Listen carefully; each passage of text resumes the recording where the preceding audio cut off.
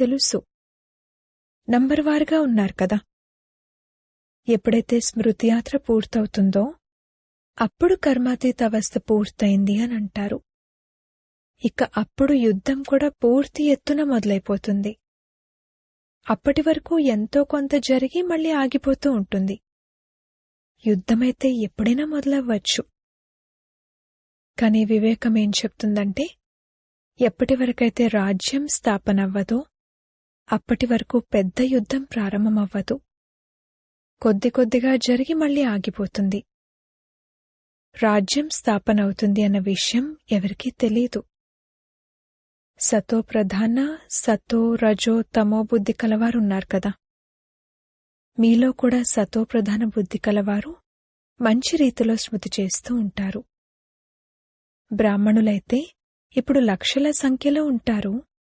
కాని అందులో కూడా సొంత పిల్లలు మరియు సవతి పిల్లలు ఉంటారు కదా. సొంత పిల్లలు బాగా సేవ చేస్తారు, తల్లిదండ్రుల మతంపై నడుస్తారు. సవతి పిల్లలు రావణుడి మతంపై నడుస్తారు. కొంత రావణుడి మతంపై, కొంత రాముని మతంపై కొంటుకుంటూ నడుస్తారు. పిల్లలు పాట విన్నారు. ఏమంటారంటే, పాపా, మమ్మల్ని ప్రశాంతత ఉండే చోటుకు తీసుకువెళ్ళండి. స్వర్గంలో ప్రశాంతతే ప్రశాంతత ఉంటుంది. దుఃఖం యొక్క మాటే ఉండదు. స్వర్గమని సత్యుగాన్ని అంటారు. ఇప్పుడిది కలియుగం. ఇక్కడికి స్వర్గం ఎక్కడి నుండి వస్తుంది?